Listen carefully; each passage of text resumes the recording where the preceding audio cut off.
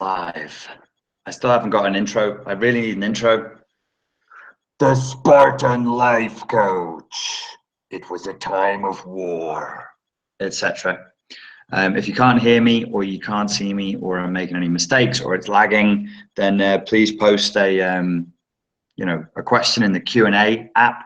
If you're watching this on YouTube rather than on Google Plus, I probably am not going to have time to check questions in the YouTube comments. I'll do that later after we've finished. But yeah, if you can watch me on the Google Plus, Google Hangout page, you can ask questions on the app there. Please try and get a hold of the notes for this session. I posted a link on the Spartan Life Coach Facebook page, which will be on the Spartan Life Coach Twitter, which will be on the Spartan Life Coach, what else thing? The other things, stuff with the social media. It's also on the Google Hangout page. If you scroll down in the comments, I posted it there as well. But the easiest way is to go and get the notes off the Spartan Life Coach Facebook page. Sound isn't working. Are you sure? Have you turned up the volume? Let me double check that my sound's working.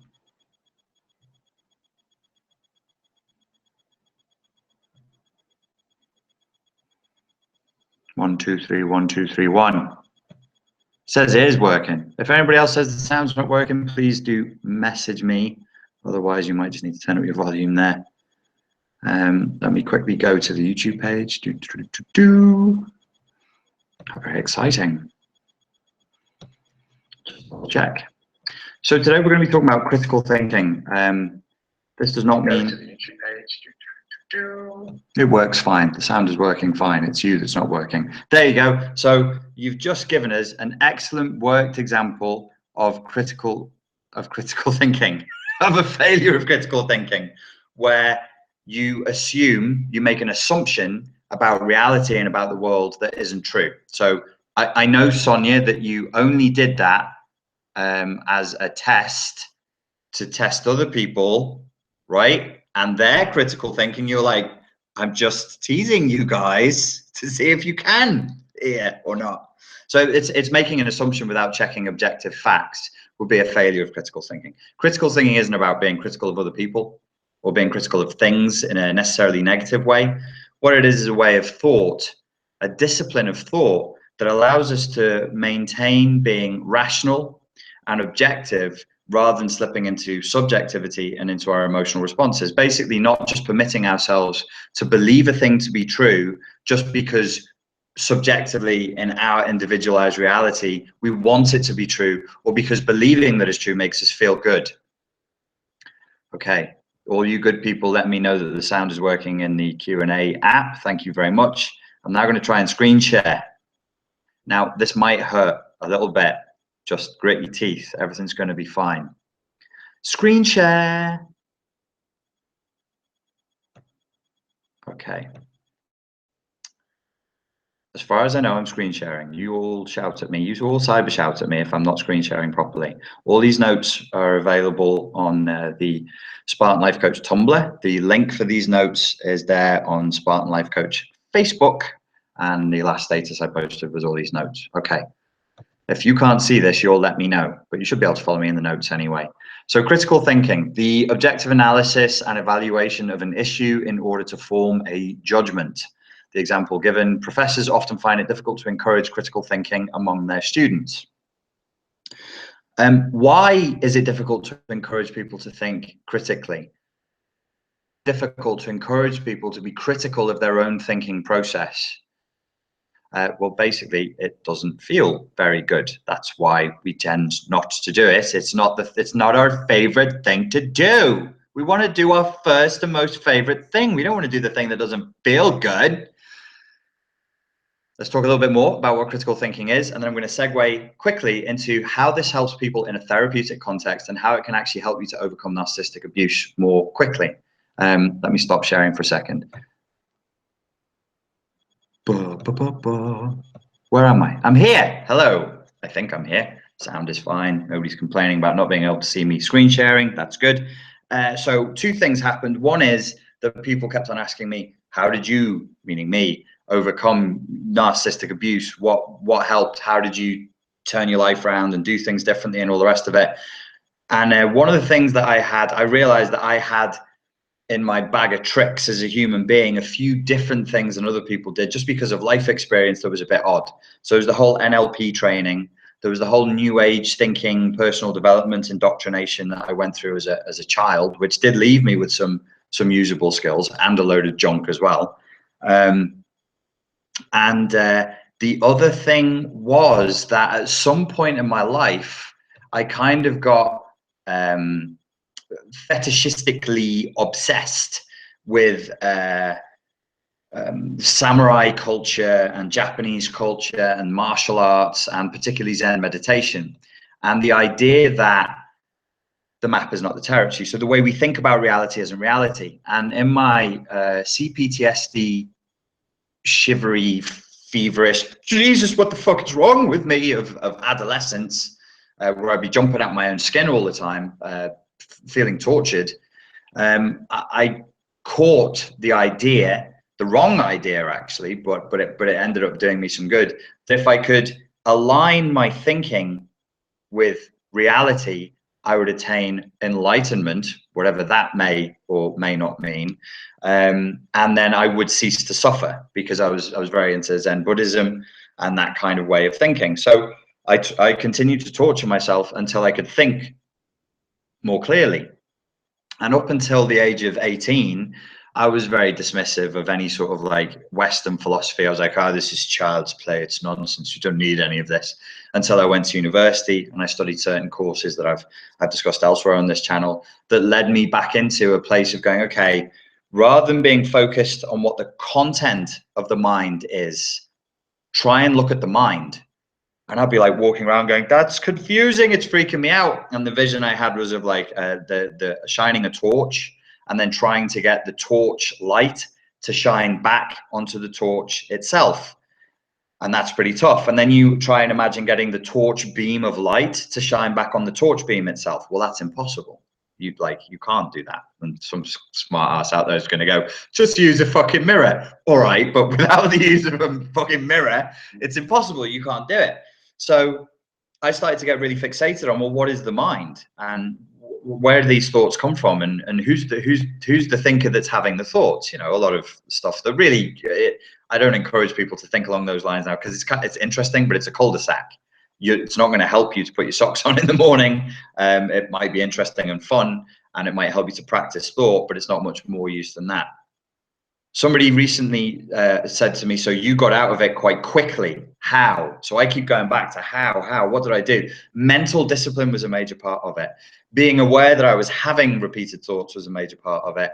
And having the value, here's something useful for you amongst all the babble that comes out of my mouth, having the value of disciplined and clear thinking was one thing that really helped me to pull myself out of the mire, out of the mud, as it were. The value of being able to think clearly. I can't, like this whole little Google Hangout I'm going to do is going to be kind of a sales pitch on the benefits of critical thinking to help you to overcome narcissistic abuse, to help you to deal with somebody who's a narcissistically abusive individual, and how to move on in your life. That's what this little sales pitch is going to be. It's a soft sell because I don't want any money from you. I just want your time, your attention, and I want you to embrace the idea that it might help you so you can play with it and hopefully get some benefits from it. And I'm going to show you a story of somebody describing how it helped them. That's not me, later on. So that was one thing. Richie, what did you do that helped you? Well, I guess one of the things was having the value of clarity of thought and the belief that if I could think more clearly about reality, my thoughts would align with the reality that's out there and life would get better. And to a degree and in a certain way, as you walk down that path, it is true. You know, if your thoughts about reality match more closely the reality that's out there, life gets easier. When they're out of sync, you are insane in the purest, most non-judgmental, non-loaded way of using that term. So when we think about what the word sane means, like the Italian sane and the old Latin sane, it just means healthy. So a healthy body, healthy mind. Sane, sanitary is the same etymological root. Insane means not healthy, means not clean, means not sanitary. So if the mind is insane, it's out of touch. It's out. When the mind becomes insane, it's because in some way, it could be a personality disorder, it could be neurosis, it could be grief that won't leave, it could be anything that is in the field of mental health and psychology, and the ways in which the mind can hurt us, is going to come down to looking at the way in which the person has broken from reality. So the narcissistic predator in one corner, he's had a traumatic break from reality. The CPTSD or PTSD soldier who can't overcome the trauma of 20 years ago, he's also experiencing a traumatic break from reality, because the mind and the biology are intimately connected, and at certain levels your body and your brain don't know the difference between real reality and reality that's just vividly imagined. So if I vividly imagine that I am being shelled and that I'm pinned down and I can't escape and I'm going to die any second, and I'm vividly remembering that experience, then my body's going to be flooded with exactly the same biochemical cocktail as it would be in real reality. It doesn't know the difference. So you get alarm systems that are stuck on inside of the head, and that kind of thing. To not digress though, the second thing is that somebody said to me is I'm good at arguing. And I said, well, I don't know that's what.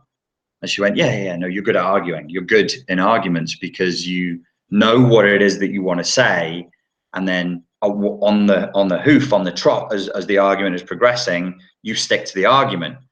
So I think you're really good at arguing. And I was like, no, I think that's just what arguing is. In my reality, that's what an argument is. You stick to the point and you make your point, and you back it with evidence, and you back it with data, and then the other person does whatever it is that they're going to do. So I thought, well, is that useful? Is that something I could try and give to people, and would it help them? And then I thought, yeah, it is. If you think in terms of your ability to decipher what is true and what isn't, and your ability to defend yourself, well, you could stretch to say, well, that's your ability to argue. Now, I'm not saying it's your ability to be argumentative. The adjective argumentative, it is not helpful to be unnecessarily confrontational, and it's going to bring you all kinds of negative karma and trouble that you just don't need. But the ability to structure a good argument is an essential life skill that without, you are so much more vulnerable and so much weaker and so much less effective in the world, in any area of your life. Because at some point in the last 7 days, you've had to construct an argument somewhere, whether it could be business. You're in a business, you want to make a business proposal, you want to do a sales pitch, you want to say to somebody, hey, I think this would be a cool thing for you to do. That's constructing an argument. I'm constructing an argument right now. You're in my argument. So, but I'm not arguing with you. I'm delivering an argument to you, and it can feel good. It can be nice to be sold to if it's something that you think you might like, and the sales process is skillful and it's respectful and it's not boundary breaking and it's not dirty. Then a sales process or therapy or coaching or being presented with an argument can actually feel good, because I'm respecting your intelligence, I'm respecting your boundaries. I'm not saying you have to believe in this because the magic whiffle woofoo man says it's true. I'm saying, hey, this could be a thing that maybe might be useful to you, or maybe not. What the fuck do I know? So I decided then that was probably a really, really key thing. And so I've been traveling over the last couple of weeks, so I had a lot of time to think. I'm driving in the car a lot, and I'm thinking, I really need to tell people and to express to people as clearly as possible, you got to have this skill set. You don't get let off the hook. The only way, I had a teacher when I was very young, and her teacher said to her, I was very lucky to find this lady. Her teacher had taught her this phrase: clean up your act and you're off the hook. Clean up your act and you're off the hook. Let that one sit with you. Take a little mental note of that one. Let it sit with you for a few years, and it's a really, really useful statement. So you've got to get yourself off the hook, and you don't get to give yourself the permission, the indulgence, and the luxury of not thinking clearly and recover. The two don't exist in the same reality. So every time you go to therapy, and therapy is good, it's going to be a more or less traumatic, more or less painful, more or less, it could be really happy on some days, or grief-inducing or anger-inducing confrontation with an emotional reality that has otherwise been kept locked away in a cupboard where it rots, right? Most people listening to this would not argue with that. They would agree that that's where it is. When therapy is real, and you're not just going through the motions and doing a little puppet show for the therapist, and you're being vulnerable and you're being sincere, that's what it is. The therapist's only real job is to lead you back to the truth. If you want it in more like Western philosophical terms, that's what the value of therapy truly is to bring you back to the truth in some way, a truth that otherwise we've been hiding from. I said it in the last Google Hangout. Jung said, let me see if I can get this right, all neurosis is a result of the flight from legitimate suffering. So every time you try and run from legitimate suffering, a pain that you simply have to endure, because life can hurt sometimes, and being pain phobics is dangerous, it makes us very vulnerable, it makes us very unsafe, and it makes us unable to gain traction. So that takes bravery. We need the value, not just of critical thinking, of rational thought, and the discipline of learning how to think, how to operate this thing in between the ears and make it work more effectively. But we also need to cultivate the value of discipline itself. And then we need to cultivate the value of courage and bravery.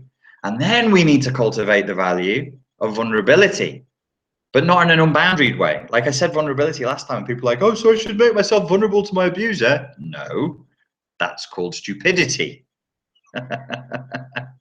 You got to be honest with yourself. You got to be vulnerable with yourself. You got to be very careful who you're vulnerable with, but no vulnerability, no intimacy, no intimacy, no love, no love, no life. You got to do it. You got to do it. You know who's truly invulnerable and truly terrified of intimacy? The big bad wolf we call the narcissist. That's who's scared of intimacy. That's who's scared of vulnerability. That's what being trapped behind a narcissistic shell is. It's the refusal of any and all vulnerability, and it's the refusal of any and all rational thought. They hate rational thought when it applies to them and their actions. The only time a narcissist is going to wax lyrical about rational thought is when it provides them with a platform to show everybody how clever they are. But you take that same rational thinking that they're doing to do that and apply it to them and to what they do and say, guess what you're going to get? Narcissistic rage, of course. What am I telling you guys for? You're all like initiates and blue belts and brown belts and stuff. You know this, Shizzle. Okay. He's going to try and screen share again. Just be careful, all right? Just pull back from the screen. You know, just, you never know. Screen share. Boom. Hey, if you can't see this, you've got to tell me in the Q&A app. We're a bit scouse then. Hey, if you can't see that I'm screen sharing with you now, you've got to tell me in the fucking app and that. Critical thinking, right, is the ability to think clearly and rationally about what to do or what to believe. Do you know what I mean, lad? It includes the ability to engage in reflective and independent thinking. Someone with critical thinking skills is able to do the following. I wonder if you can see my cursor. I'll do this anyway, even if you can't. You've got to be able to do the following. Understand the logical connections between ideas. Identify, construct, and evaluate arguments. Arguments in this context means a line of reasoning. It doesn't mean necessarily an argument between two people. A lawyer, when he goes to court and he puts the case, he presents an argument for something to be true, reasonably true to within reasonable doubt. To be able to detect inconsistencies and common mistakes in reasoning, to solve problems systematically, to identify the relevance and importance of ideas, to reflect on the justification of one's own beliefs and values. That is a huge one. How do I know that this is true? How do I justify my own beliefs and values? Critical thinking is absolutely not a matter of accumulating information. Just like in the Zen tradition, I'm just saying, a person with a good memory and who knows lots of facts is not necessarily good at critical thinking. In fact, they very fucking often aren't. A critical thinker is able to deduce consequences from what he knows, and he knows how to make use of information, solve problems, and to seek relevant sources of information to inform his or herself. Critical thinking should not be confused with being argumentative or being critical of other people. Although critical thinking skills can be used in exposing fallacies and bad reasoning, critical thinking can also play an important role in cooperative reasoning and constructive tasks. I don't know what was that? An important role in cooperative reasoning and constructive tasks. Tasks. Sounded like the So Solid crew then. 21 seconds, tat, tat, tat. Tell you what, eh? Get down with the homies. That's what I'm all about. 21 seconds, kids. Right, what are we talking about? The So Solid crew. The Americans out there and the Canadians are going to be like, what the fuck are you talking about, man? The So Solid crew. Look up the So Solid crew. It's essential. It's not essential to your recovery. Don't bother. So 21 seconds, tat, tat, tat. What are we talking about? Why is it important? So I said to you before, it can help in a mental health context. So it can help from the point of view that you can actually question your own beliefs and your own values and your own judgments rather than just surging ahead with it. And it can also help you when you're actually dealing face to face with a narcissistically abusive person. The narcissistically abusive personality, notice I'm refraining from using the term narcissist here. The reason why I'm refraining from using the term narcissist here is because not everybody who uses narcissistically abusive strategies of predation on another person actually has a full-blown personality disorder. Some people who are just dicks can use narcissistically abusive strategies. Dicks is the correct clinical term. Ask your psychologist. I just checked with the British Psychological Society yesterday, and they sent me an email back. They said, yes, Mr. Grannon, people who behave in this fashion are called dicks. As Freud, he was the first person. Schwanzer, he would say. Oh, is there just Schwanzers? That's my Freud voice. So, when you're experiencing, somebody's just written a message on the side here. It says, wondering if a lifetime of being a survivor of gaslighting can seriously mess with critical thinking and trying to align thought with reality when your reality was severely contradicted for a long time. I feel like that is what happened to me. If so, please advise. Okay. Yes, that's what happened. I am advising you right now. Gaslighting is the militarized, weaponized form of emotional abuse that is the opposing weapon to critical thought. So if you think of critical thinking as a sword, a scalpel, you know, from the tarot, the swords, the suit of the air, the suit of the mind, the suit of the crown chakra, the place where we make decisions, decidare, which is going to be Latin. I'm going to go with Latin. It might be Greek, decidare. No, that's Latin. And it means to cut. When we decide, we cut. When we, you know, when we are insightful, we're cutting through to the heart of the matter. Ace of Swords, what is it? Well, usually it's either a sword through the crown chakra, or the sword through the heart. It's going through, straight to the heart of the matter. The SAS, the Special Air Services, what was their insignia? It was a downward facing sword with wings, a winged dagger. So this is how we cut through. And this cutting, as the samurai would do in ancient times with their Zen mastery and the mind of the swords of a katana that has been banged too many times. That's my mind. It's a katana that's been banged too many times. It can feel like violence, and it sometimes it is a violence. But from a philosophical point of view, if we're good philosophers, we have to permit that violence if it leads us to the truth. I'm not saying physical violence here. I'm saying it could be a kind of violence, a kind of emotional, a kind of structural violence to get through to the truth. So old ideas, when they die, it doesn't feel nice. It's not going to, it doesn't usually feel warm and fluffy inside. It usually feels quite painful. Even if those old ideas and old beliefs were abusive and formed through torture and enslavement, when they go, you'll still feel pain when they disappear. It's really strange. But a lot of people who've been through that therapeutic process have experienced that. So gaslighting, like critical thought is the enemy of gaslighting. Okay, so I'm going to explain more about how to do critical thinking. Don't get all cocky after this Google Hangout and think that you can go and fight a narcissist using critical thinking, because they're not using reason. Remember the Gary Klein phrase, the point is there is no point. These are chaos worshippers. So they don't like reason, they don't like order, they don't like structure, and they're not fucking interested. You're interested in reason and structure. I'm interested in reason and structure. You want to know that there is value in the world, and that if somebody tells you they love you, it's because they love you, rather than because they're trying to steal your fucking land, your resources, or your goats. Don't want to have too many goats, because they'll come for you and they'll steal the goats. Right. Okay, let's do a bit of screen sharing. Let's share the screen. It's nice to share the screen. I'm going to teach you a little bit more about critical thinking. I don't want it to be too heavy and dry and academic. It is a bit of a dry subject. But these are things that will really, really help. Trust me. I would not tell you otherwise. Okay.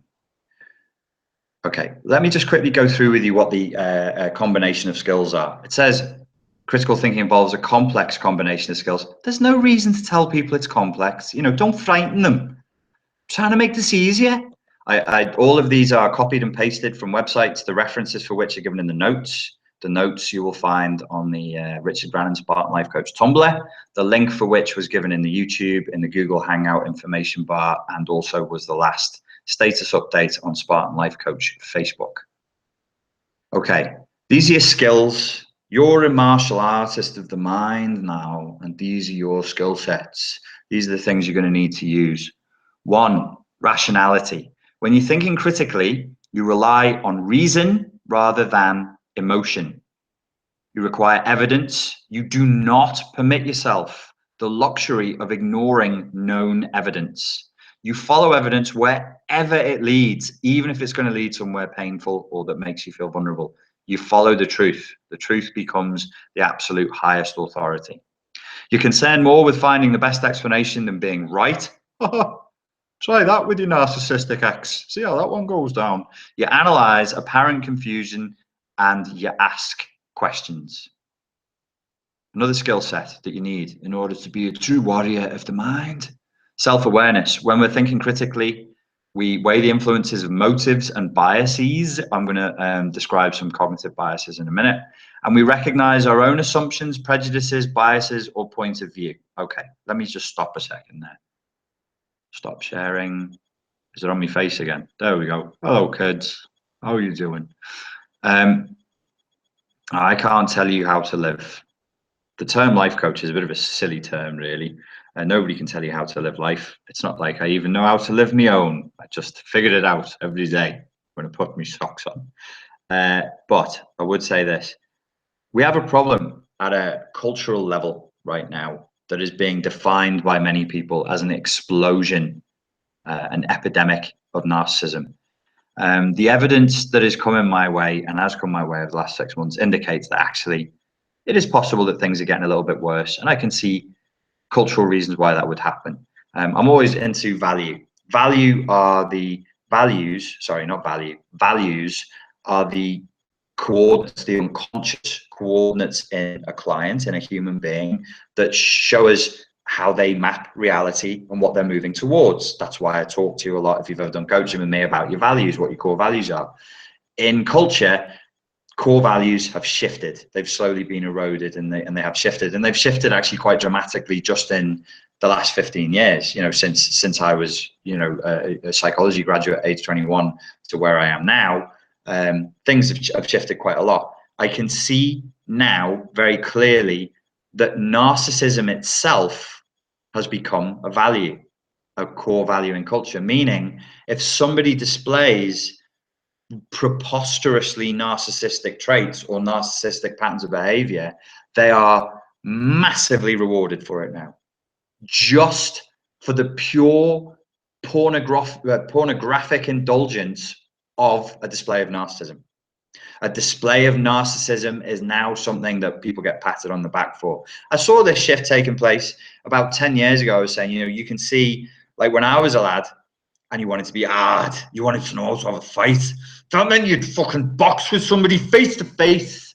And then it changed. It started to become, well, no, that's not the value anymore. It's not about bravery or having the front or being game or being, or, you know, willing to put yourself at risk. Now it's about who's the biggest cunt, who's the meanest, who's the most horrible, who can do the darkest, dankest, most psychopathic thing. So that then started to shift in that way and move in that direction. And then another 10 years move on, and I don't even think people care about that anymore.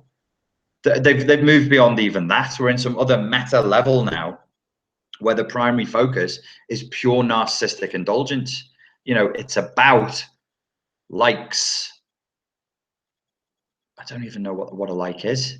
Like, what's a like going to do for me? It's about views. It's about followers. And all of these things pretend to convey meaning and pretend to convey value. And the stupid, unevolved monkey mind goes, ooh, ooh, ooh, that's good. 10,000 likes is definitely better than one. And we pursue this completely arbitrary, limited resource in the environment that is 100% controlled by whoever runs the machines that lets the internet work.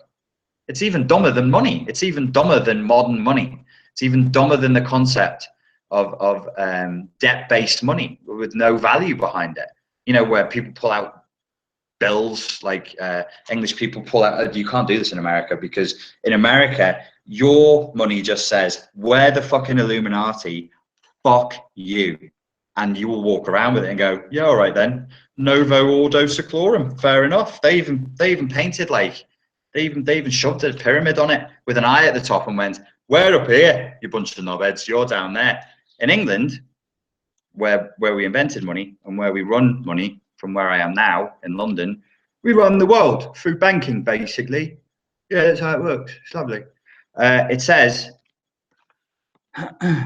I'm just showing you how ridiculous this is and what a failure of critical. If you look at the collapse of the economy in the last 7 years and the bigger one that's coming, it's only a failure of critical thinking. Just today, I was listening to a thing on a TED Talk, and they were saying, yeah, they blamed the illegal invasion of Iraq on groupthink.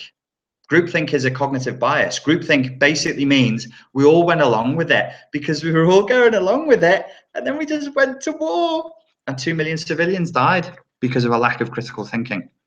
So it says on my note, I promise to pay the bearer on demand the sum of £20. That's called a promissory note. I promise. These used to say, I promise to give you back your sheep that you left with me. I promise to give you 20 gold sovereigns if you come and deliver this. That makes sense, doesn't it? If you're a bank and I come to you and I say, I've got a note here that says you're holding me fucking gold sovereigns, give me them back. And you go, calm down, just fucking give us a thing. And you go, yeah, it does say that. I don't know why you're being all funny about it. And then you give them back the gold sovereigns. That's a resource-based money. This, nothing. What do they pay me? I go to a bank and I say, the Queen has authorized you and me to be in an interaction where you pay me, because it says, read it. I'm not making this shit up. Read it. I promise to pay the bearer on demand the sum. So I can legally go to any bank in this country, if it's a legally mandated bank recognized by the government and recognized by the Crown, and say, I demand £20. And they'll look at me and they'll go, okay, you flipping nitwit. And they'll take this 20 and they'll hand me another 20 back. And I'll go, £20. Fucking wicked. Cheers, mates, and leave. How did they pull that stunt? How did they pull that stunt that we're so dumb, we have such a lack of critical thinking that I can walk into a bank and think that this has value and say, give me the resource. And they just give me another fucking note. Who came up with that? What fucking medieval genius sat behind a muddy table in a village in a hamlet in England somewhere, went, I know, we'll just give them more promissory notes. They'll fucking love it. It's insane. It's insane. The money has no value anymore. That is a total lack of critical thinking. Why do we all buy into it? Groupthink. Why do we all just go along with it? Because groupthink, because we think that there is no other option. We're still tribal creatures. We're still herd animals, fresh out the freaking savannas, just down from the trees a mere 50,000 or 100,000 years ago. And we're a bit simple. So this, why? Well, it's got a bit of silver and it's sparkly, and this lady is surely very important. So I'm going to do whatever she says. Yeah, you don't fuck with the crown. You don't fuck with the crown. You got some very serious sentencing if you do anything that has the Queen's face on it. So that's a lack of critical thinking. And that's gaslighting. That's gaslighting at a cultural level. And what I'm saying is I've seen at a cultural level, there's a value in narcissism now. So you can go out and do something that is completely stupid, completely meaningless, and just to get followers on Instagram, just to get likes on Facebook, and the other monkeys in the pack will applaud you and screech with glee. Why? I haven't figured that one out yet. Maybe they think that vicariously, if you can do it, so can they. We can all be famous. We'll all be famous. And then nobody will be famous. It will be flat again. And Karl Marx will laugh. So let's go back. Let's go back to me screen sharing. I went a bit conspiracy theory then. I told my therapist I wouldn't do that. He said to me, Richie, it's not very good for you, lad. Oh, hang on. I didn't finish my point. That's not a surprise, is it? Don't even know what I'm on about. Oh, I've got infinite. Infinity. Yeah, the cultural value of humility is gone. We need it back. As sane, sovereign individuals, you've got to have humility. You've got to have the ability to say, I was wrong. When you, like all the time, people are trying to figure out whether the person they were with or are with, or if their family when they were younger has some serious narcissistic traits. So we all know our lists now. Do you see them never apologizing? Is there a lack of empathy? Is there, and I'm like, we've only got as far as we've all gotten to in the narcissistic abuse world, reality tunnel, by asking those same questions and giving those same answers. So now what I'd like to do is just switch it into reverse and just say, are you seeing a lack of humility? Are you seeing? So that means you can ask the question, oh, is my ex, were they narcissistic or not? Did you see a consistent pattern of a total fucking lack of humility? Is the idea of them showing any humility slightly funny to you in a sick way? If it is, then you know you're in trouble, because that means that person can never admit, not truly. They can say sorry. Of course they can say sorry. Anybody can like punch themselves in the face and go on, say it. It's what this fucking idiot needs to hear. I'm sorry. Will you go back to sleep now and be my good slave? I'm sorry. It's only a case of forcing sounds out of your throat and making a shape with your mouth. I'm sorry. Yeah, you can do that. You can do that. You can train to the Terminator to do all kinds of things. They made him smile and be nice to kids and stuff, didn't they? You need humility, and you don't want to surround yourself with people who don't have humility either. It's not good for you. It's really not good for them, and it sucks in terms of your critical thinking.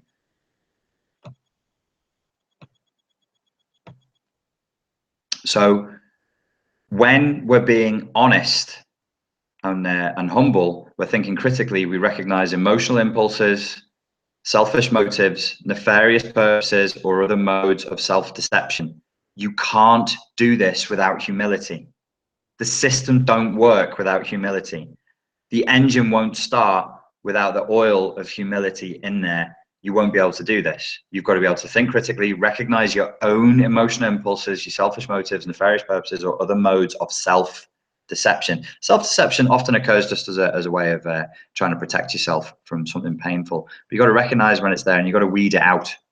Open-mindedness. We're thinking critically when we evaluate all reasonable inferences, consider a variety of possible viewpoints or perspectives, remain open to alternative interpretations, accept a new explanation, model, or paradigm because it explains the evidence better, is simpler or has fewer inconsistencies or covers more data, accept new priorities in response to a re-evaluation of the evidence or reassessment of our real interests, and do not reject unpopular views out of hand. Now, boys and girls, I'm not going to turn this into a conspiracy theory thing or make it a political thing, because this is not the correct place for it. But can I just ask any of you to tell me, when was the last time you saw in a public space or even in a personal space anybody accept a new explanation, a new model, or a new paradigm because it is better, simpler, or has fewer inconsistencies or covers more data? I'm going to go out. I'm going to go out on a bit of a limb here, and I'm going to actually say this: it doesn't happen anymore. We've given that up. The idea that you would let go of what you used to believe and start believing something new because you've experienced new data is actually culturally considered a sin. When I was running my old self-defense channel, and people in the end they started mobbing me, and I was like, you know, dogpiled. Everybody just jumped in and you know got a hold of me. One of the things that I was most heavily criticized for was inconsistency. And that baffled me because I was younger and naive, and I come from university, and I was like, the scientific method. I'm going to apply the principles of time and motion studies from, you know, the Lord Leverhulme Institute of Port Sunlight, and I'm going to apply the principles of ergonomics, and I'm going to apply the scientific method, and I'm going to develop a project. And my projects were open format. What the biggest syllabus I ever had was called the Beta 8 syllabus. And I said one of the reasons why it's called Beta 8 is because it's always going to be in a beta state. It's never completed. I'm never going to complete the system because you complete the system when you make it your own. It's open format. You can do what you want with it. And all of the drills were experimental. It was like, you figure out how to move and make this happen based on these principles. And I was attacked for that. I was brutally attacked for that. I was told that I was, you know, I was inconsistent and couldn't commit to one way of doing things. And I was like, oh, I thought that's what the scientific method was. I must have been mistaken.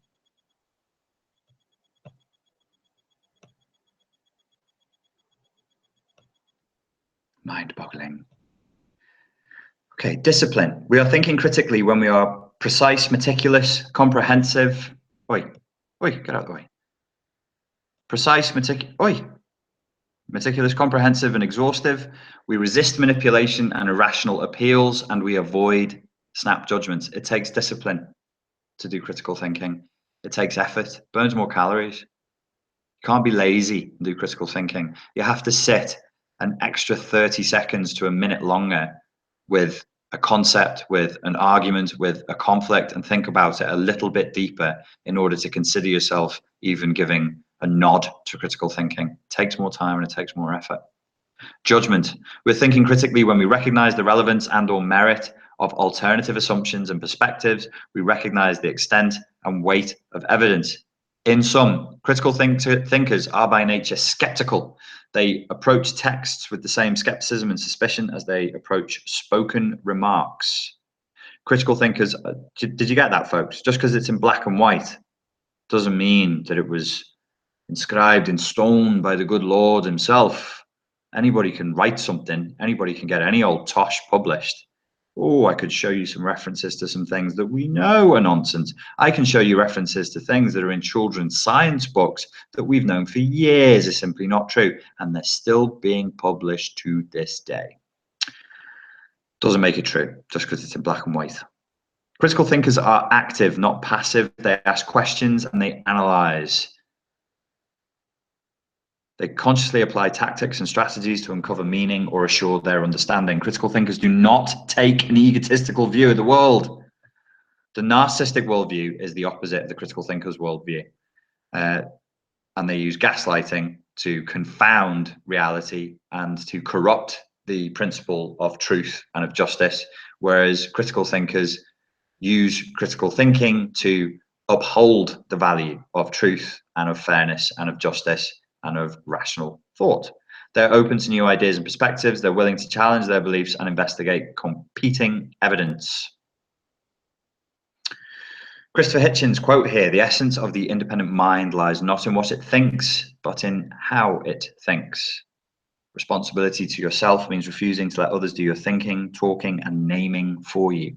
It means learning to respect and use your own brains and instincts, hence grappling with hard work. Adrian Rich. Psychologists as a group tend to be very skeptical. Now, this is something that I got from a psychology site The link for this is down here. And he's basically, what this guy is talking about is specifically how psychologists use this in their own study, which is that they have to be skeptical and they have to have a show me or prove it to me attitude. Don't just tell me, show me or prove it to me.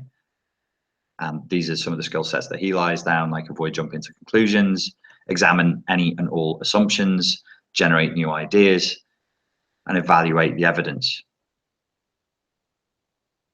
Okay. Oh dear, what's he done? Oh, stop sharing. Oh yeah, there we go. Yep.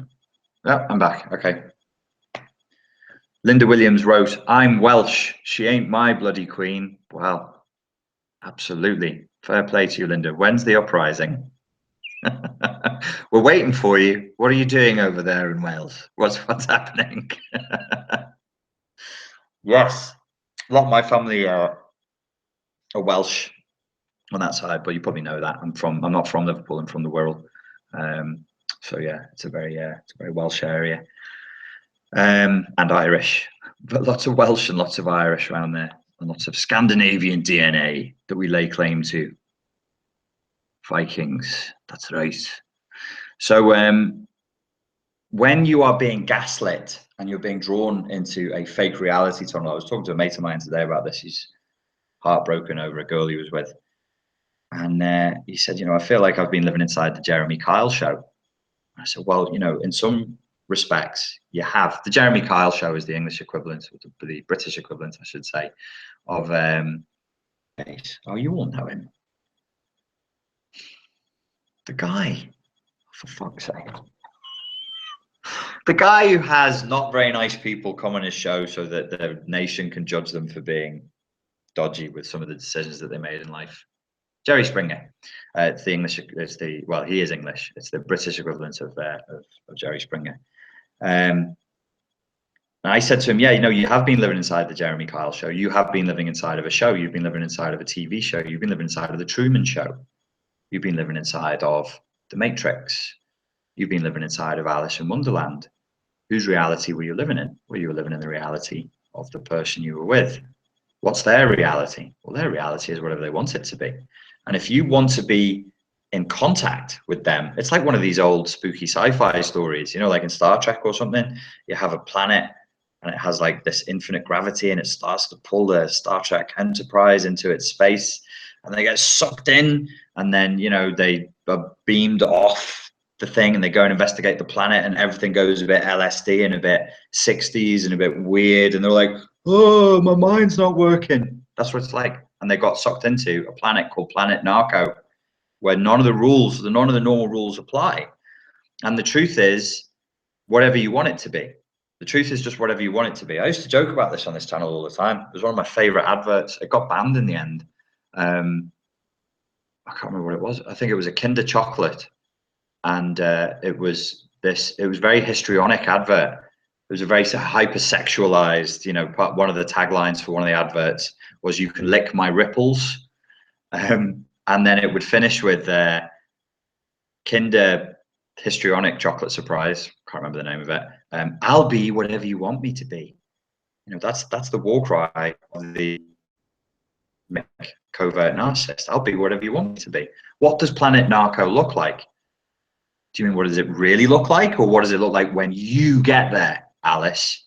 When you go through the fucking looking glass, Alice, it looks like whatever you want it to look like, or whatever. Let's be a little bit more technical because you're not white belts. What I would say on a white belt seminar is, what does Planet Narco look like? It looks like whatever you want it to look like, princess, prince. So you want the love of your life? That's what you get. That's what it looks like. Actually, it's less like Star Trek. It's probably more like a little bit darker, like the Twilight Zone, the old Twilight Zone. They used to do some dark shit on that show. I grew up in Portugal. We used to get cheap shows from other countries. So I watched in the 80s stuff that was on English TV in the 60s and 70s and on American TV. So I watched all the old black and white the Twilight Zone shows. And then there was a spin-off show called something else that was like a cheap rip-off of the Twilight Zone, but the Twilight Zone has some dark stuff in it. So it's more like that. You get there and you see whatever you want to see. If you want that girl, that guy to be the perfect, you know, father figure, mother figure, Madonna, whore, you know, saving Prince, the ultimate bad boy, whatever it is, that's what they'll be. So at a white belt seminar, I would say you're going to see whatever you want to see.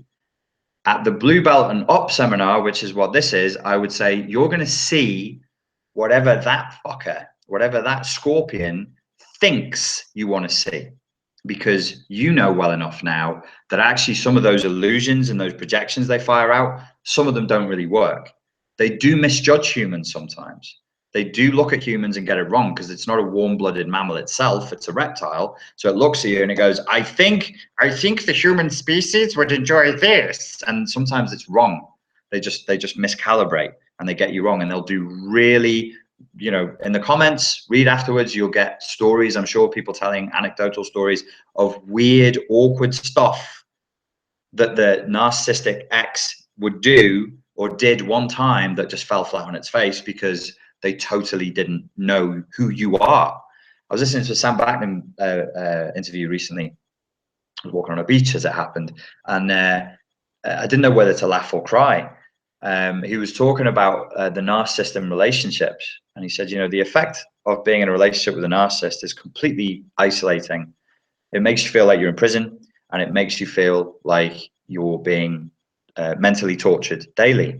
And he said one of the reasons why it's so isolating and imprisoning and suffocating is because you're with this personality and it seems like they're with you, but they're really not. They're actually only with their image of you. And they're only interested in the parts of you that fit their image of you. And all the rest of you has to be subdued. And if it's brought out, they will punish you for it in covert ways. And I was like, oh God. So there you go. And there's a thing with people, they don't like Sam Vaknin. And I just say, your critical thinking kind of requires me to say this. Nobody gives a fuck whether you like him or not. Nobody gives a fuck. He's either right or he's wrong. He's either going to help or he isn't. Now, you might prefer to hear Sam Vaknin's knowledge come out of my face because I can be bothered to make it sound easier and tell jokes and do silly voices and stuff where he just can't be fucked to do that.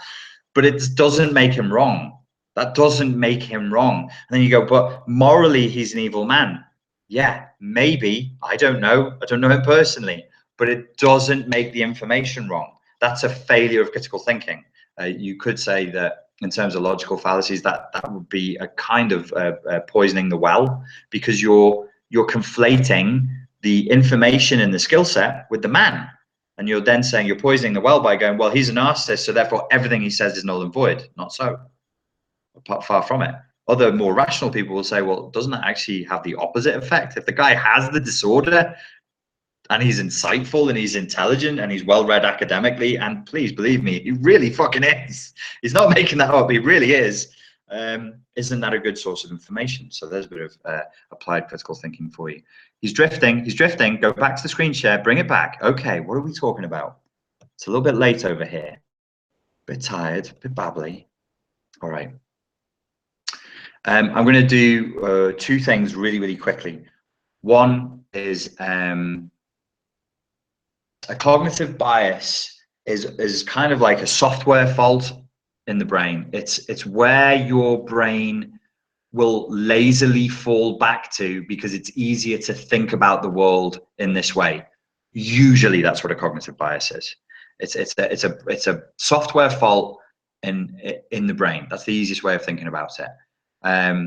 There's one called affirmation bias or confirmation bias. And what it is all about is how we like to agree with people who agree with us. So it would be, I guess, to continue the Sam Vaknin thing, like you don't like Sam Vaknin's style, you prefer my style, so you only consume my material. Well, that's a failure of critical thinking. You've got to get out there on YouTube and listen to some other people and make your own mind up, and you know, you could get something from somebody else that you're never going to get from me. You got to try other people and try other things as well. I mean, otherwise you're just getting indoctrinated by my lunacy. We tend to put off individuals, groups, and news sources that make us feel uncomfortable or insecure about our views. Anything that gives us a nasty case of cognitive dissonance.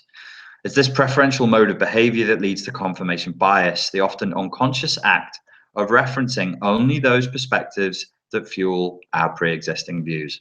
I'm not going to talk about politics tonight, but I'm going to say the word politics after I've left this highlighted. The often unconscious act of referencing only those perspectives that fuel our pre-existing views, while at the same time ignoring or dismissing opinions, no matter how valid, that threaten our worldview. Paradoxically, the internet has only made this tendency worse, says the gentleman who wrote this, and the link that references that is given. You can get it in the notes. You can go and get the notes now. They're on Richard Grannon Tumblr. If you don't know where that is or you're not signed up to that one, go to the Spartan Life Coach Facebook, and the notes are there in the last status update. Okay, so that's an example of a cognitive bias. Let me just tell you something. Oh, he's gone infinite again. I've broken the internet. Look at that. Flipping brought the matrix. What are you doing, lad? Hang on.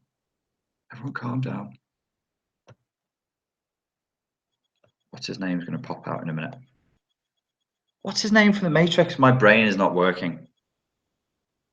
Who did Larry Fishburne play in the Matrix? It's like a pub quiz, this, for films and book references. Who did Larry Fishburne play in the Matrix? I thought somebody had popped through with an answer then. So your brain on a normal day-to-day basis is going to be bombarded with cognitive bias and a tendency to think about the world in a way that makes you feel calm and comfortable and secure. Critical thinking encourages us to slowly wean ourselves off the addiction of the laziness and impulsiveness of cognitive bias, and to bring ourselves back to rational thought. But it is uncomfortable. We have to be outside of the comfort zone in order to do that. There's loads of cognitive biases. I've mentioned two already, like affirmation bias and groupthink. The tendency to think about the world in ways that are excessively simplistic, the tendency to hold on to a belief that you initially formed, or hold on to an impression that you formed in the first place, even when new data comes in. And if I could sum it up, the way they sum it up in NLP is in 3 words. It's all of the distort, delete, and generalize. Probably should have put that in the notes. Put it in your notes manually now. Distort, delete, and generalize. All cognitive bias do is distort reality, delete key elements of the data that reality has presented, and make ridiculous generalizations and drop specificity, or make generalizations with no justification. So distort, delete, generalize. So you've got to fight these cognitive biases that, as they pop up, if you are in a state of emotional flashback, cognitive biases get stronger. All weak patterns of thought, corrupted patterns of thought, virus-infused, adware-infused patterns of thought and software will become inflamed during an emotional flashback. This is why you're I really shouldn't do these hangouts so late at night because I can't remember anything.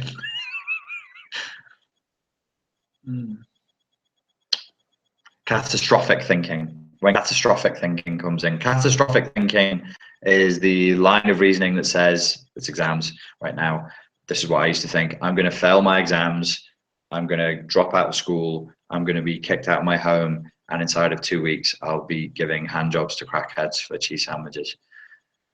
That's catastrophic thinking. Think something dreadful is going to happen within a very, very sort of short space of time with no real justification. But that catastrophic thinking is held in place by old patterns of negative thought, the inner critic being overactive, but also cognitive biases, because you're not thinking critically. Because if you bring in critical thinking, which is what I recommend people do when they're looking to fight the inner critic and fight emotional flashbacks, is to use critical thinking. That kind of thinking can't survive. I'm going to give you one example of the ways in which a narcissist will gaslight you using something called a logical fallacy. So our job is to look after our defenses within the castle. We go around and we check there's no breaks in the castle wall, soldiers aren't asleep, everybody's awake. That's us checking for cognitive biases. Then we look at what the enemy is doing and how they attack. When they attack, they will attack using something called You could call these the bits and pieces of gaslighting. The actual technical syllabus of the martial art that they use when they do gaslighting is made up of something called logical fallacies. Every piece of gaslighting is made up of some kind of logical fallacy. Let me screen share with you. Now, interestingly enough, and I need to do a video on this one day, this is a very common way for people to troll on the internet. It's highly, highly likely, based on information I've seen in more recent months, that when you get hardcore trolling going on the internet, that's actually a cluster B personality. Because I mean, I have access to data of I'm somebody who runs different websites. I run a YouTube channel. So if you look at the sheer numbers of people who are there watching versus the sheer numbers of people who are watching and commenting versus the numbers of people who are there watching and commenting negatively, yes, it's probably going to be cluster B. If 1 in every 100 people is cluster B, my God, I think it's only 1 in 100 people who comment something that is truly just mean-spirited and pointless, and the point is there is no point. And of everybody who watches and just doesn't say anything at all, it's like 1 in 1,000. So I'm not saying every troll has a cluster B personality disorder, but I would say that if you have a cluster B personality disorder and you can't get your fix out in the real world and you are something of a covert, the ability to troll anonymously online provides a fantastic outlet for your lust to abuse and emotionally gaslight. What do people frequently do when they're trolling online? They frequently use logical fallacies. I hope you can see this on the screen share. Go to yourlogicalfallacyis.com and check it out. The one I've picked because it's used frequently in online trolling and when you're arguing with or in conflict with somebody who has a cluster B personality disorder, and it's called the straw man. The straw man, the roots of the straw man actually have a little bit of their roots in martial arts. I'm happy to report. When they used to box, when they used to do prize fighting, like bare knuckle prize fighting, before they would have a fight with somebody. So if I was going to fight with Gypsy Dave next week, and it was going to be me versus Gypsy Dave next week, in order to get the crowd riled up and ready for that big fight, I'd get a straw, sort of a Guy Fawkes. You all know across the globe what we do in England on bonfire night, right? With our Guy Fawkes, we make like a straw Guy Fawkes man, and then we burn him. So what they would do is they would make a straw man out of their opponent, and then they'd have a fake silly boxing match with this straw man, and they would beat him in absentia, nothing he can do about it, just to sort of mock him and deride him and humiliate him and get the crowd revved up for a good fight. That's where straw man might come from, one theory of where the straw man might come from. And all straw manning is, when you straw man someone, you misrepresent their argument to make it easier for you to counterattack. So if somebody says to you, I told you don't leave your muddy trainers on the bed, and you reply, oh my God, you hate me and you are plotting to murder me, you're not really addressing their argument, you're misrepresenting their argument. They don't hate you, they just don't want your muddy trainers on the nice white duvet. They're two different things. The cluster B will come out of their mouths probably every third or fourth sentence, because it's the easiest way to derail an argument and distract you from getting to where you want to go, which is the core of the matter, which is the truth. These people are the enemy of truth. They want to corrupt communication, and they want to corrupt the value of truth. That's what's happening right now. That's the world we live in right now. There's a war on for this. They are trying and winning to corrupt the value of truth itself. Because if you can do that, and you can make an entire population of people think that truth is boring bullshit, but somebody getting up on stage with their ass cheeks hanging out and then dancing in a way that makes the fat in their ass cheeks jiggle is worthy of the news, then you've kind of won. You've done what you set out to do. You've made truth meaningless. It's a corruption. Straw man is an excellent way of corrupting the truth, and it's an excellent way of attacking somebody who's trying to be decent and reasonable and adhere to the truth. It won't work on another cluster B, of course. If I forego the need for truth and decency, straw man is meaningless. I mean, what's the point in even arguing? We then just become two monkeys staring at each other, making loud noises come out of our faces with a slightly indignant tone. By exaggerating, misrepresenting, or just completely fabricating someone's argument, it's much easier to present your own position as being reasonable. But this kind of dishonesty serves to undermine honest, rational debate. Example: after Will said that we should put more money into health and education, Warren responded by saying that he was surprised that Will hates our country so much that he wants to leave it defenseless by cutting military spending. You know, I had an idea, but it was just too silly, so I didn't do it. I wanted to do a series on YouTube called The Game of Trolls, and it would be introduced with like the Game of Thrones music, and then we would deconstruct each session, like as short clips, like 2-3 minutes long, a troll tactic. That kind of straw man tactic that I just described there in that example is I reduced it to the phrase, so what you're saying is.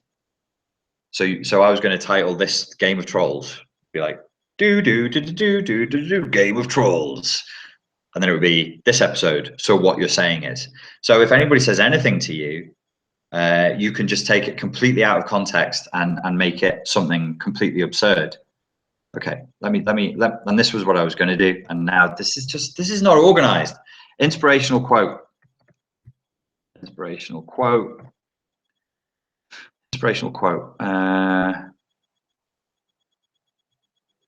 God, I've got a load of horrible meme pictures. No, I want real quotes from real people. Go away with your silly memes.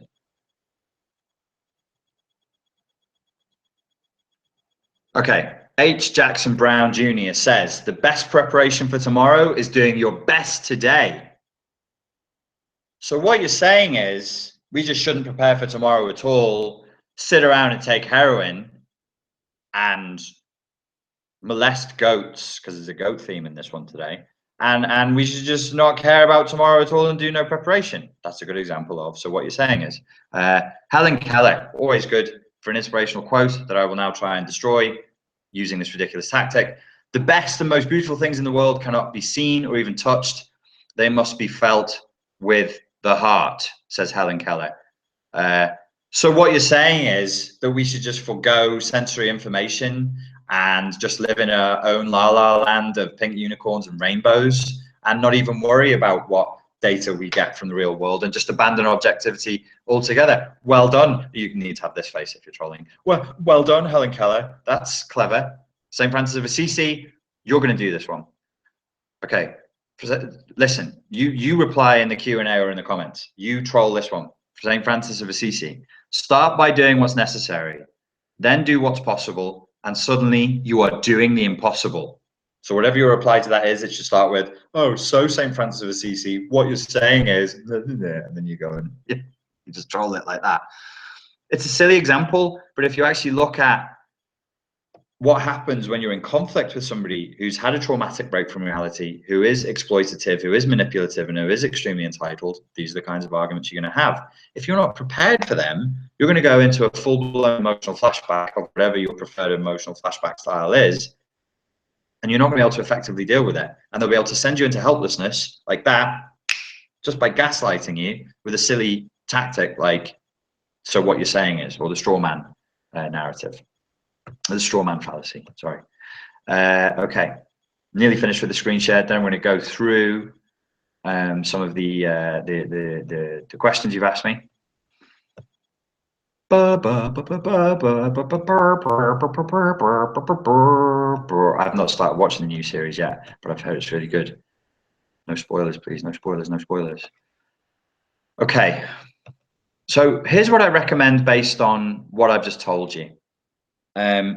I know that in 7 days' time that you'll forget most of what I said tonight. So I want to leave you with one thing that you will remember. What I want you to remember is this question. How do I know what this person is saying is true? How do I know what this person is saying is true? What are the facts? Where is the data? Where is the evidence? Now, the person, this person, given here, it could also be you. It could also be your inner critic.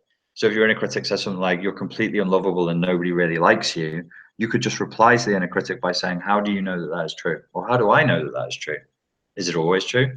Have I ever seen that it's not been true? Do I have any evidence that I could consider that would mean that the opposite is true, that actually I'm really lovable.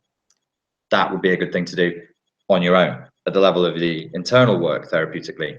At the level of the external work, if you want a good way to make a narcissistic personality explode and spit the dummy out, just keep asking that question. Whatever they assert to be true, especially when they're doing a bit of gaslighting, don't openly disagree with it. There's two expressions that I've learned that they hate, and I've tried and tested these two expressions, and I don't really know why they hate them so much, but they absolutely hate them. So they say something, and you say, yeah, I'm not sure that that's true. Or variation number 2 of that. Yeah, I'm not sure that I agree with you. I'm not sure. It's an interesting point, but I'm not sure that I agree with you.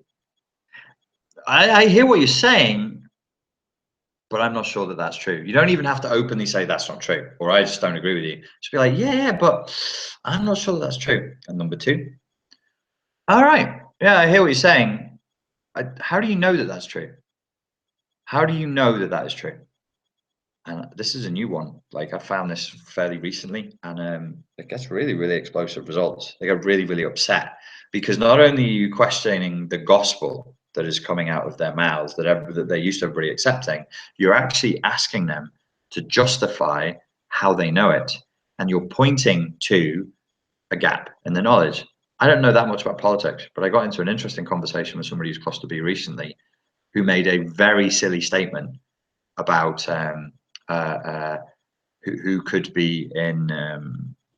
I'm changing it because I'm slightly worried that a friend of a friend might watch this.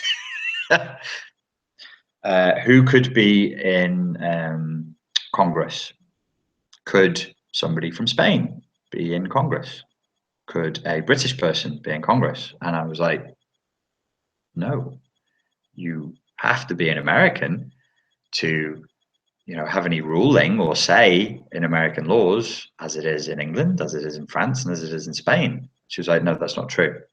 There are Spanish people in Congress. And I was like, there might be Hispanic people, but they have a American passport.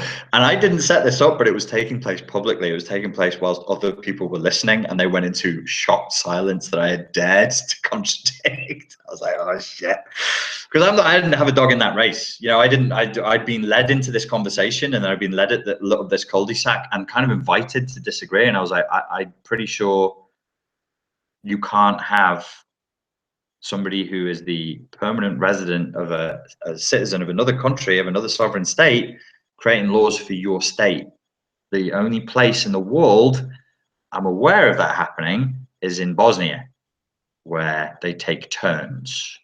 The Serbs, the Croats, and the Bosnians take turns. And if you want to know how well that works out, you can go to Bosnia, or you can ask a Bosnian how well that is working out. It's not working out very well at all, Frodo Baggins, because it's a fucking mess. Great country, by the way. You should visit that place. Sarajevo is really, really cool. I love that place. But yeah, it doesn't work. You can't do that. You can't do it. And then I asked the question, how do you know what you're saying is true? I've been in this kind of conversation before, and usually what has happened, and I don't want to digress too much, but I have to keep reminding people of this. Your narcissistic personality disorder, your cluster B personality disorder, they're very, very impressionable. Very, very impressionable. And if they have jumped to a pretty ludicrous conclusion because they're not fans of critical thinking, like, I don't know, I was watching American TV one day and a congresswoman stood up and her name was Maria Velasquez. And in my head, I went, oh, there's somebody who's an Argentine national in US Congress right now who's putting a bill forward. Then I would have made a mistake. I would have been I wouldn't have checked the facts. I wouldn't have gone away and gone, oh no, actually to do that, you really do need to be an American citizen, even for your ethnic. So what had actually happened in this conversation, this person's from an ethnic minority. So because she's in conversation with a white man, she thinks that she owns everything that is to do with ethnicity and to do with race. And actually, she had made one of the greatest mistakes that we all make. It's a very human and normal thing to do, where we confuse momentarily nationality with ethnicity, and the two things are different. So and I've struggled with it. Everybody struggles with it. Like for years, I would struggle with when I lived in Malaysia, and people would go, "That person is Malaysian Chinese," and I'd be like, "I don't know what." My brain would just go like that. What does that mean? What? What does that actually mean? Well, it means there's ethnicity is this, but the nationality, what it says on the passport and the citizenship, says something different. And in this particular conversation, this person had made a mistake, and it was brutal. It was absolutely brutal. It wasn't anything that I'd intended to happen. A few years ago, got into a conversation, similar type of personality. They'd seen films about tsunamis.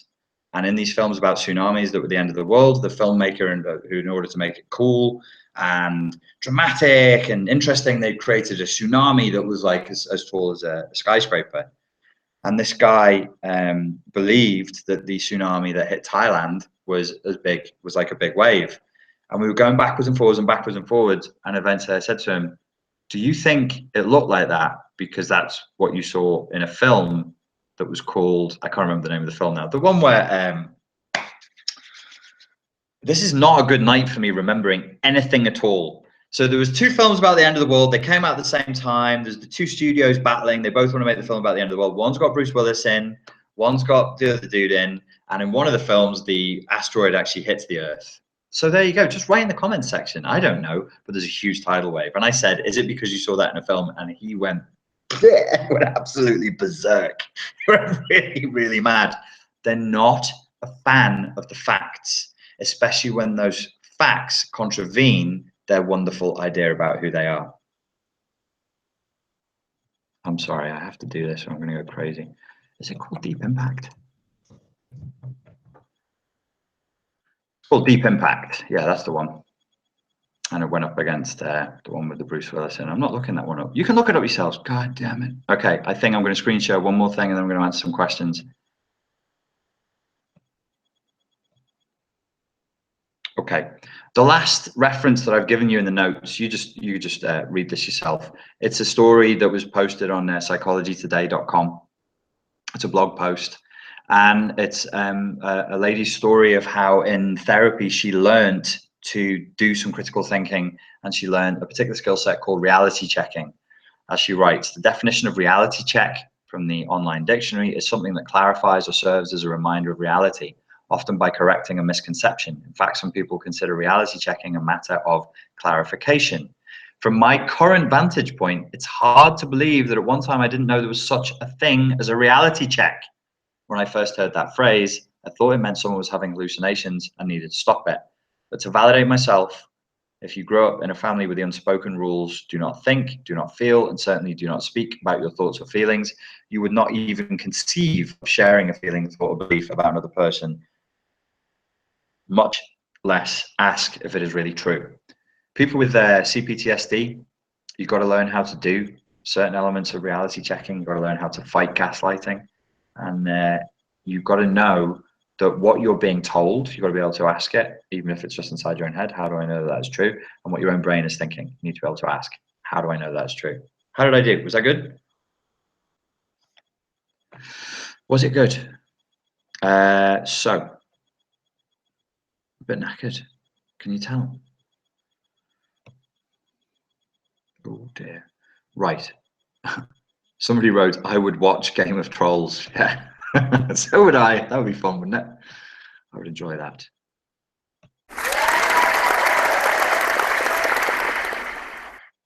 That was weird. There's an effect here in Google Hangouts where if I want applause, if I want the narcissistic supply of an imagined audience applauding me, I can make it play. Was that good, guys? Did you enjoy it?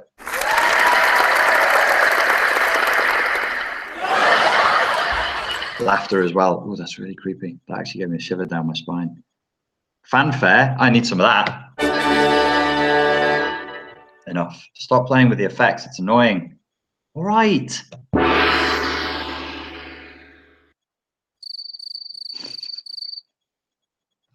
I'll grow up one day.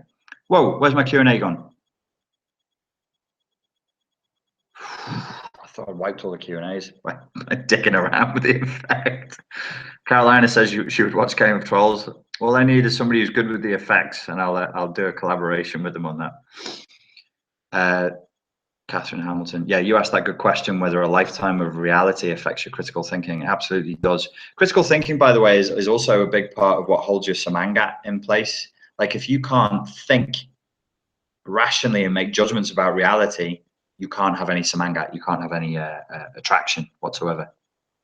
You can't have any pause traction whatsoever. Not you can't have any attraction.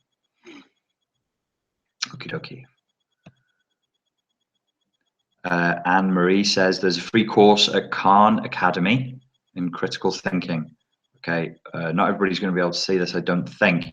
But if you look up Khan Academy, Khan, Khan Academy, and then critical thinking, I'm sure that will come up. Thank you very much for the suggestion, Anne Marie. That's useful.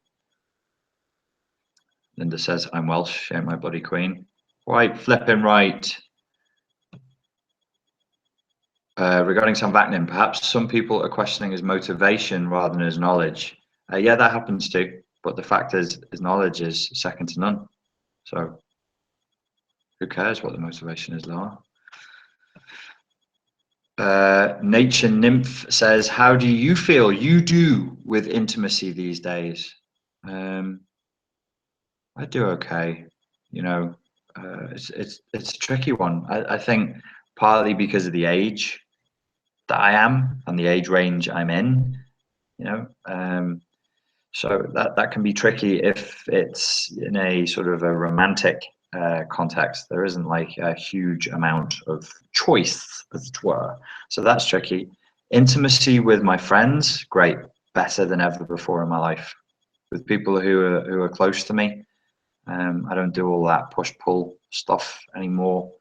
I respect their boundaries, and I can say it on them, you know. So from my subjective experience, it might look like all of a sudden everybody's just being a lot nicer to me, but what it is that I'm not scared of being intimate with them in a boundaried way anymore, and I'm not scared of being vulnerable with people in a boundaried way anymore, and their response is that they're a lot nicer to me. So that's good.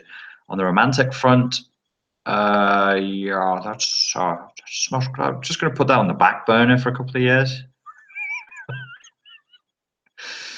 Wendy says, I can hear you. Very cool.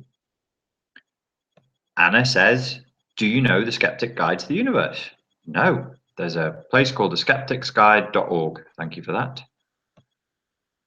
Dennis says, the Gospel according to Saint Narc. Exactly. Sonia gives the Game of Trolls idea a thumbs up too. Thank you. Okay. Linda says, she's answering somebody else. It's just another tool in the BOS, in the BOS. Am I being autocorrect?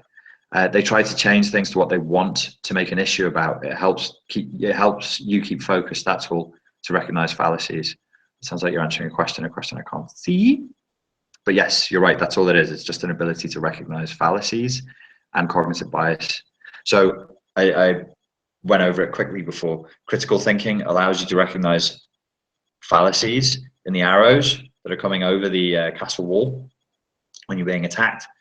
The critical thinking also allows you to look at the castle wall and check for breaks in your defenses, which are called cognitive biases.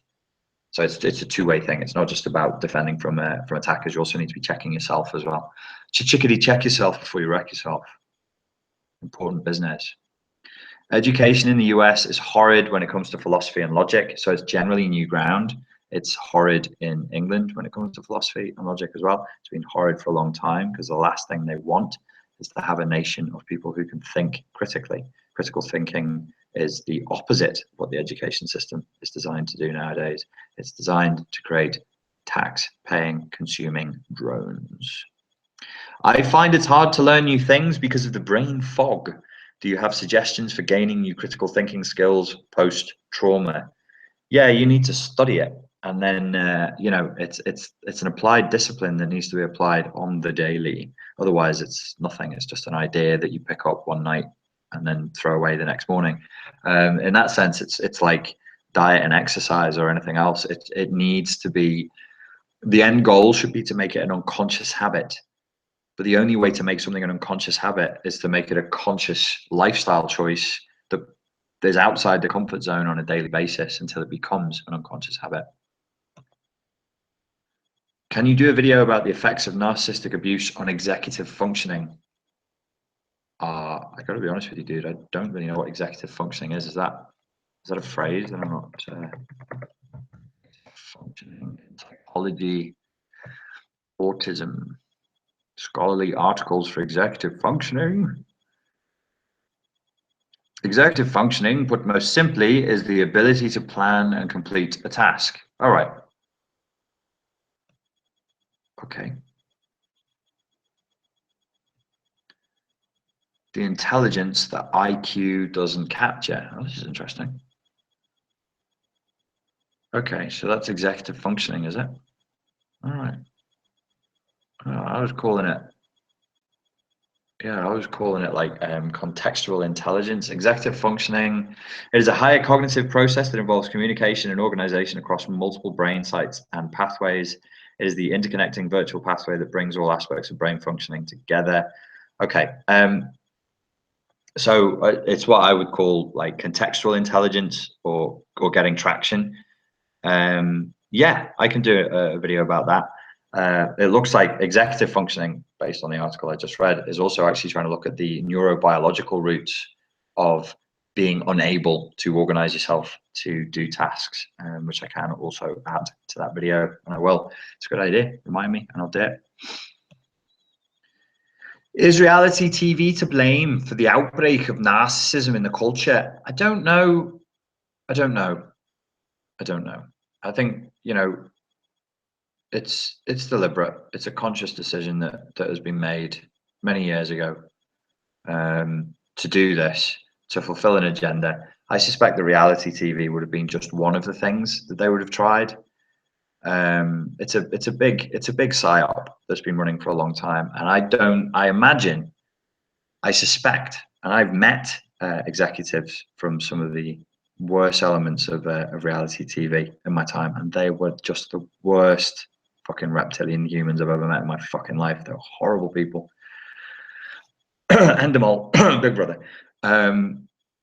Yeah, nasty, real nasty, and such contempt for human beings. Just hate people. Just think people are just scum who should be rounded up, and the weak ones should be put in the middle of the village square, you know, painted, made to wear a pointy hat, and then poked with sticks until they cry for the amusement of everybody else.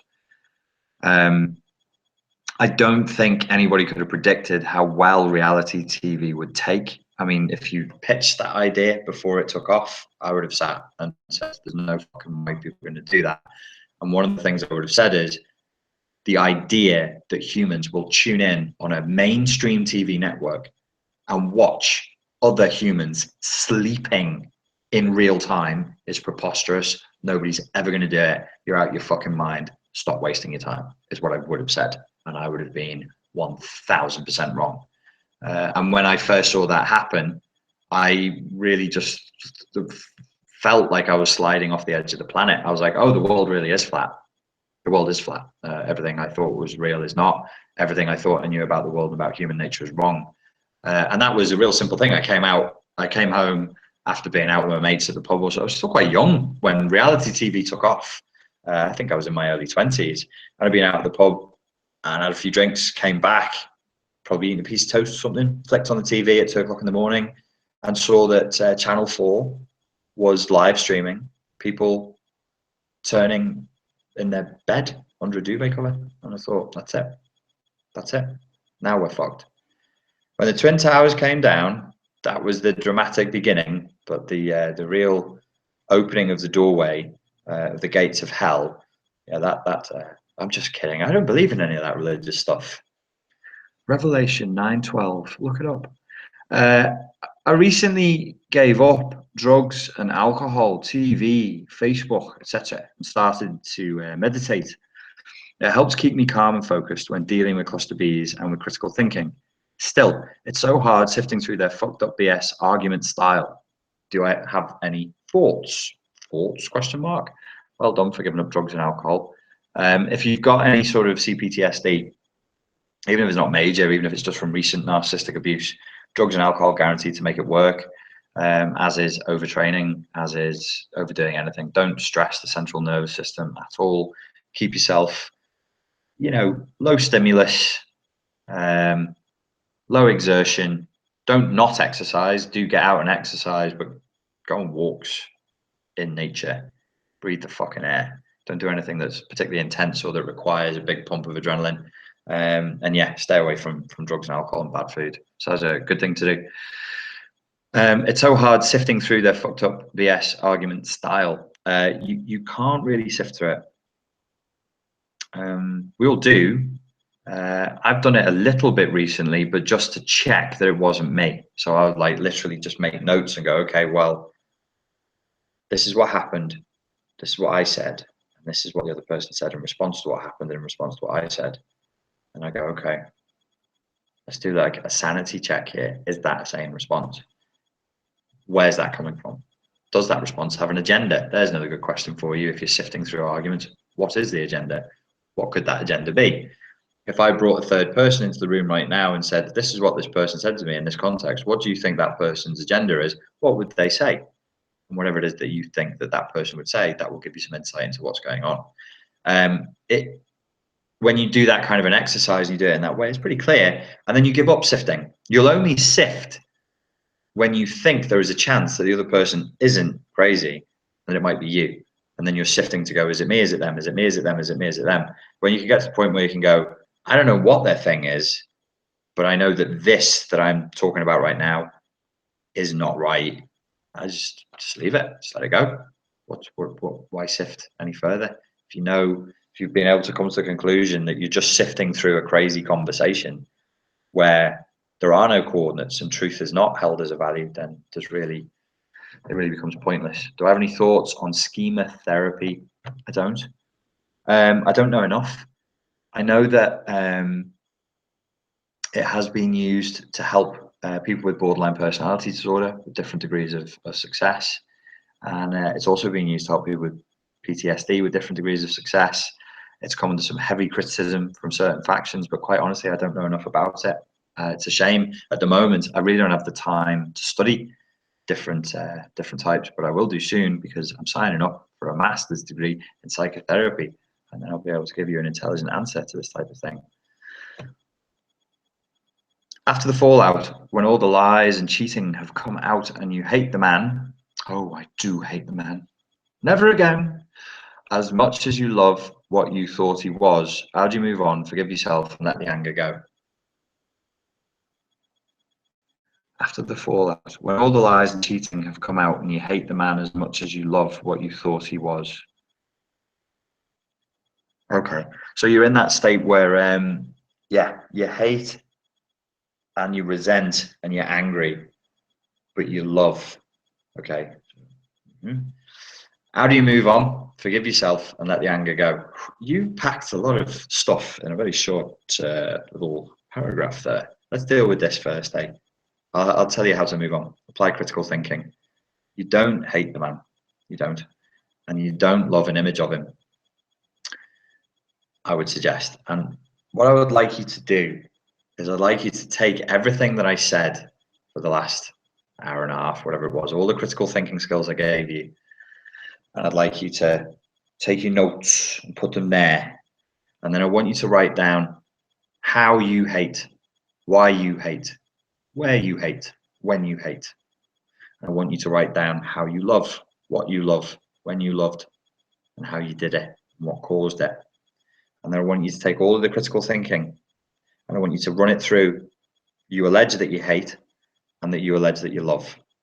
And I think that, like me, on the other side of that experiment exercise, you're going to find two things. One, you're not as angry with him as you think you are. You're actually really angry with yourself. And you're actually angry and feeling hateful towards other people at other times, possibly from childhood, that put you in a position where you would be vulnerable enough to fall to such a load of shoddy, cheap con artist nonsense. So there is hate there, there is anger there, And it's easy to say it's him and to focus on him. And there is some for him, and that's real. But take the critical thinking and say, well, when's it not for him? When's it actually about me and about me being angry with me? And when I hate, who do I hate?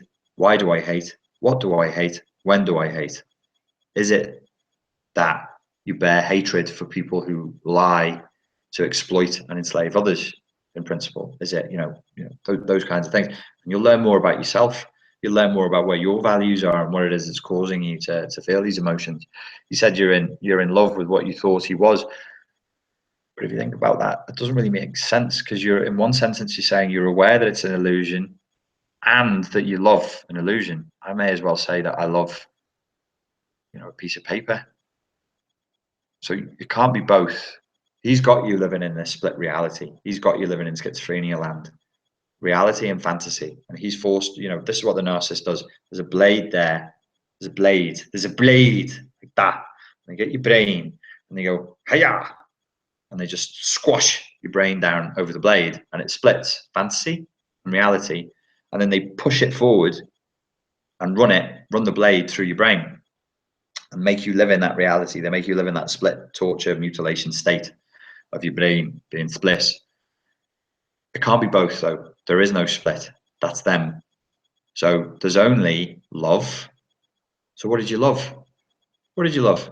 Maybe you loved being in love. Does that make you an idiot? No.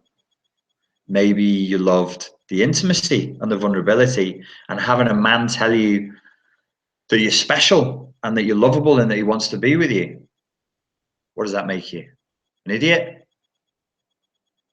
Moron? Is that what your brain tells you? You fucking idiot. You fucking moron. No. That makes you human. It makes you normal. It makes you somebody who's ready to be loved. So the love is fine, just as it is. It's just misdirected right now. But that love and energy and the desire to bond with another person and be intimate with another person. I'm quite scoused tonight. I think it's because I've got a blocked nose.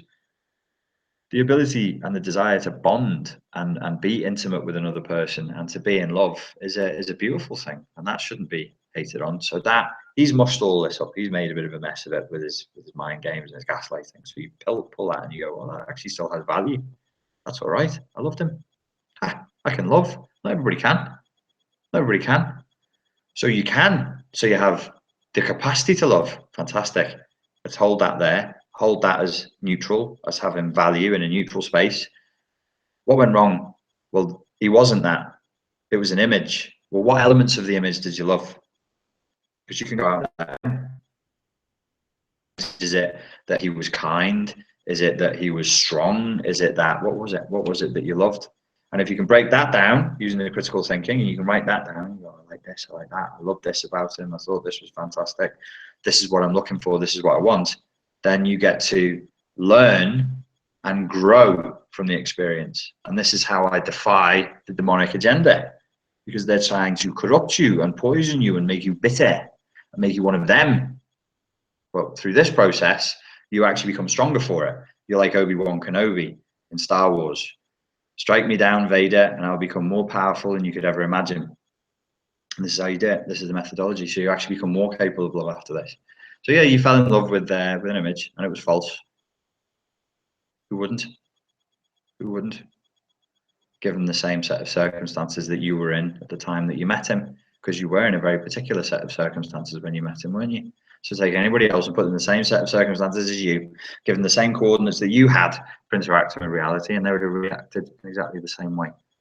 It's just it's a bait and switch. It's a deception. But it doesn't mean that love disappears or there's anything wrong with love and intimacy. So that's how you begin to move on. You forgive yourself by reminding yourself that you are just human. You're human, and it's hard to be human. It takes bravery to be human. It takes bravery to be a mammal.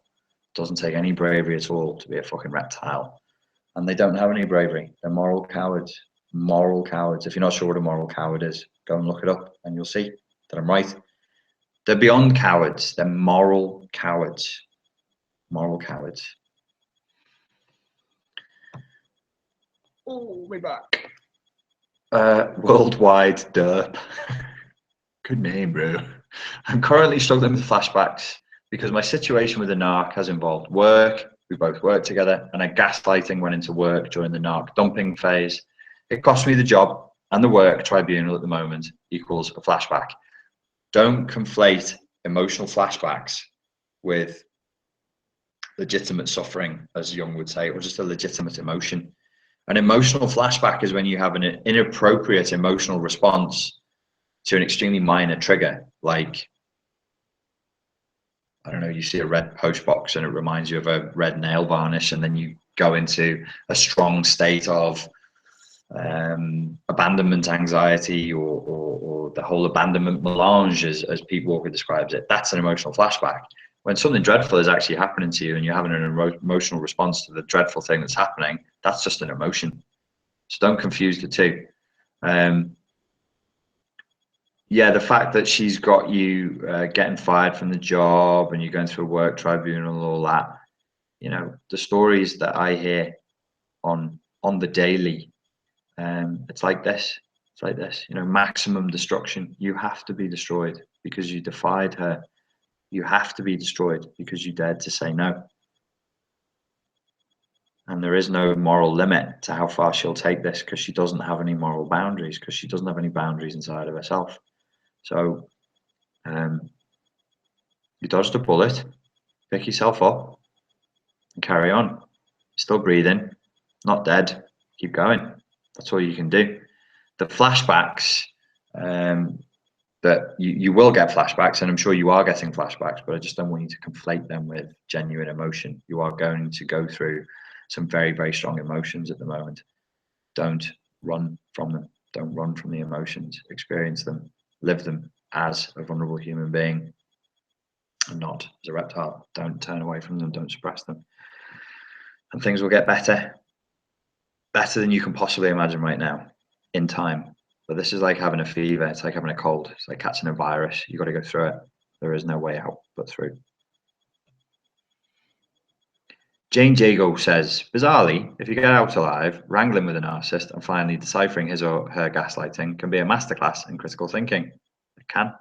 If you do get out alive and you can out-wrangle your way through it, it can be a masterclass in critical thinking. That's a very good point.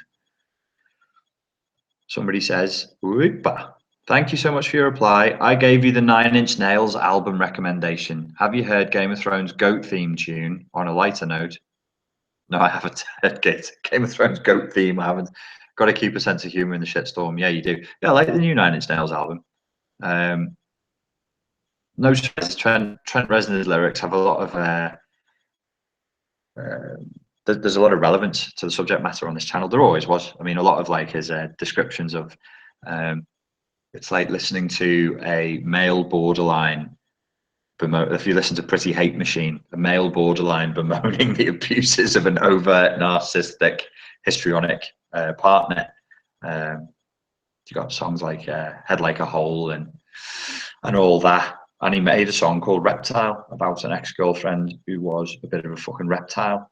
And a mate of mine from school, he toured with him, and he was in a band that was called Ladytron, and they made a song that was called Destroy Everything You Touch, which was about the effects of being in a narcissistically abusive relationship as well. So there you go, bit of history for you. That was me name dropping, but I never dropped his name. You'll never know. Hi, what can I do with denial? A lot of times when I try to assess if my family members are abusive, my brain sort of refuses to process information, and I go into some kind of limbo state. Yeah, you've hit the limit of your map of reality. So your map of reality is there, and you're like, I think there's a man behind the curtain. In The Wizard of Oz, I think there's a man behind the curtain. But you've been told since birth you cannot fucking look behind that curtain. If you look behind that curtain, the world will end. There will be some fearful and dreadful consequence. So it's actually perversely, because their brainwashing has gotten inside of the system, it's actually self-protection now. So your body and your brain think that by making you numb out and freeze and not think those thoughts, those taboo thoughts, that it's protecting you. That's how deep in the abuse is. It colonizes the brain. It hijacks the amygdala and enslaves you. You become your own slave master. You become your own torturer. What you can do with denial is you can keep working with your critical thinking skills. You can listen to what I'm saying right now, start thinking about where the edges of your maps of reality are. Where is the edge of my map of reality? Why can't I look over there? My brain sort of refuses to process information and I go into a limbo state. Why does it do that? When else does it do that? How do I do that? How do I go into a limbo state? What does it mean when my brain refuses to process information? These are all questions. And asking really good questions allows you to get higher quality answers. So the higher the quality questions you're asking, the better answers you're going to get. Be curious at this point. That's all I can recommend. It's like very, very gentle stretching. You want to learn how to do the splits, but you're a bit stiff. So just play, move, feel, breathe, and then one day you'll be like Jean-Claude friggin' Damme. I am going to have to stop answering questions soon as I'm very tired. Oh, somebody's talking about sex. I've got to answer that one. Somebody's brought sex up. That's fucking boss. If narcopaths have no abnormal brain physiology, how does it happen that they all follow the exact same steps of love bombing, devaluation, discard? Says the nature nymph. A, good fucking question. I don't know. I don't know the answer to that question. If there isn't abnormal brain physiology and they've not been attacked with a virus, how do they all learn to do the same thing? You'll have to ask Sam Vaknin. You'll have to ask the sixth Dan Grandmaster of narcissism himself. I really don't know. That's because it's fascinating to me. Because I can have people like my mate phoned me today, and he's got a heartbreak issue, and he says, "This is what happened. This is what was said. This is what was done." And I go, "Let me ask you this question, this question, this question, this question." And we haven't spoken to each other for years. And he was like, "Wow, yeah, how'd you know that? How do you fucking know that? How do you know how to do that? How do you know that that's important? How do you know that this is important? How did you know to ask? How did you like? Are you psychic? Do you I'm like, no, it's mechanical. It always plays out the same way. But why? Don't know. Don't have the answer to that question. Soz. If you find it, please get in touch and let me know. Serena says Vaknin's motivation can seriously skew what of his knowledge and how he presents or withholds it. So I think that's why we should be concerned. Critical thinking applies when evaluating an expert, in inverted commas, narc, most of all, just in my humble opinion. I don't find that argument convincing. Can I just point out that if narcs mirror you, it is in fact I. That is amazing in bed, not the narc. Ha ha ha ha.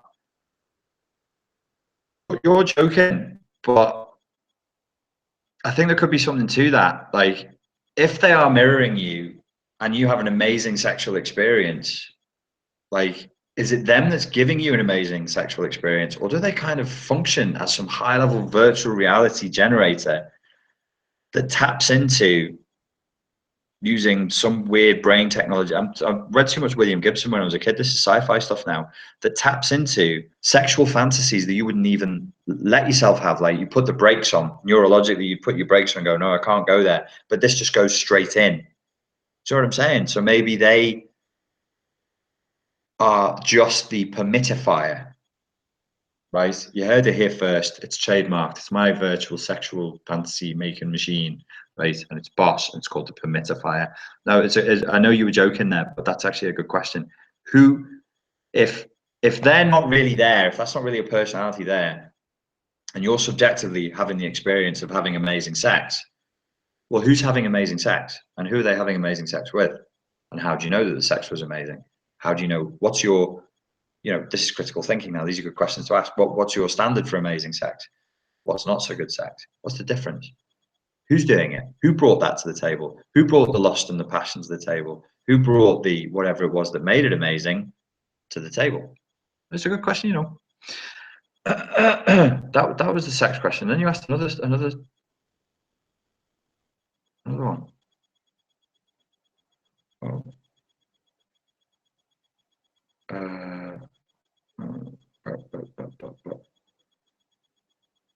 Planet Narco is the holodeck from Star Trek, says Courtney. Yeah, see, we've got a similarly running theme here. It is like having a holodeck running. And yes, it does. The holodeck in Star Trek It wasn't in the original Star Trek series, was it? It was in the later ones. I've not seen so much of the later ones, but I think it's like an area where it would allow them to, I don't know, do combat practice, or if they wanted to practice doing something that was dangerous to do, you do it on the holodeck, which we'll have. I mean, we will have that in the military within, I think they already have variations of it already, but we'll have a proper one within 20 or 30 years time, and that's how we'll train people to do things. But yeah, the planet Narco is the holodeck, because it just shows you exactly what it is that you want to see. I was with a somatic covert female. Odd sex can be talked about all night, says Worldwide Dirt. Yeah, you're right. Oh, here was the question. It wasn't a question, it was a statement. He seduced me with amazing sex. I'm going to do another video about narcissism and sexuality. The conversation I had today, sex came up again. And then my mate from who's experiencing this heartache, he said that also was a big factor there. And he said, but he was saying to me, why? And I said, well, probably what it seems to be is it's just another form of control. If they can make themselves as indispensable. Hey, that's the first time tonight I remembered a difficult word. Quickly, indispensable. If they can make themselves indispensable to you rapidly, they will do, because being indispensable is just another form of control. Anything that they can do to make themselves indispensable makes them powerful in your reality. Okay, I'm gonna have to choose one and then go. No, I won't choose. I'll use the voting system, and we will do it in a democratic way where everybody gets to say, it should not be my decision like some disgusting capitalist, industrialist, Western decadent disgustingness. It should be the people that decides. It's socialism in action. So let us read now. Chris Rapture. Good evening, comrade. Good evening, Tavarish. I'm currently tutoring a 9-year-old boy. Oh, you're asking me a serious question, and I'm titting around in a Russian accent. This has to be, as I said, my head's gone. Right. I'm currently tutoring a 9-year-old boy whose mum is disconnected and exhibits narcissistic traits. This boy acts out, is quite defiant, even with me as an outsider coming to help him. I'm still healing from my abusive mother. Is this a bad situation for me? Yes, it is. Again, came up in my discussion with my mate today. Kids are involved. She's got 2 kids, and he's now attached to them because she, of course, accelerated the relationship, accelerated the intimacy, introduced him to the kids very, very early on, and he formed a bond with them and all the rest of it. Can you imagine, like, if you, person who asked me this question, where's your question gone? Where's it gone? There you are. Okay. Let me select it so I can't go anywhere else. Imagine, Chris, that you're a therapist and I say to you, I've got somebody who's experienced narcissistic abuse in their family life, and now they have to be in close contact with a dysfunctioning family unit where they have to watch a child being abused by the abuse of neglect and abandonment every time they're in contact with them. Do you think that's a good idea? And Chris, you would say, no, it's not a good idea. I walked into a gym the other day, and the gym was in a sports hall, and there was a little boy and a man, and the man was helping the little boy with his homework, and he was shouting at him because he couldn't answer the questions, and he was being really dramatic. He was like, what do you think it is? And the little boy answered, and he went, no, with his whole head. This is a grown-ass man. With his whole head went, no, and banged his own head on his arms like that. Boy was about, it doesn't matter how old the boy is, like, you shouldn't do that. You shouldn't do that, because if you do that, it makes me want to find you in the car park and choke you. You shouldn't do that, because when you stress children out and you humiliate them, it doesn't make their brains work any more effectively. It makes them work worse. So yeah, no, it's a bad situation for you, and you shouldn't be there. You shouldn't. If you can avoid it, then you should avoid it. I mean, what are you going to do? You can't help that child in the sense that the child needs to be helped, and so then you're going to feel helpless, and you're going to feel the helplessness of the child reflected in your own helplessness. It's not a good situation for you at all. Very, very difficult one. Oh, to end on a slightly lighter note, everybody's gone mad on sex questions now. I have a whole theory about BDSM and narcissism. If you want me to email them to you, no, do not send me emails with BDSM theories. I will not open them. They'll go straight in my junk box. You can post it on the forum. Would be the best place to do it. But I mean, I am joking, but really, if the way I've got the email set now, there's no chance on earth that if you said the word sex or BDSM in an email, I'd never say it. The human who opens my emails, because I don't open any of my emails firsthand, they would make sure I never saw it as well. Please say it on the forum, and then send me a link, and I'll go and have a look. And it gives other people a chance to get in there as well. Thank you for your time, Richard. I think I speak for everyone here when I say listening to you is a big help, and your words are very appreciated. Claire, that's very kind of you. Thank you. I'm going to stop on that one. It's exactly midnight. It's just turned midnight. I have to go and do my magic rituals now. It's exactly midnight. I've got things to do. A witch has to do things. You know what I'm saying? I've got to bring the energies in. So thanks very much, boys and girls, for your time and your attention. I hope you enjoyed it. If you've got any questions, then please just post them on the forum, the Spartan Life Coach Forum. Just Google Spartan Life Coach Forum, and I will get around to answering them as soon as I can. Or on the YouTube video, you can post them there, or on the Facebook. I try and answer the Facebook one. Sometimes the forum is the best place for questions to go these days.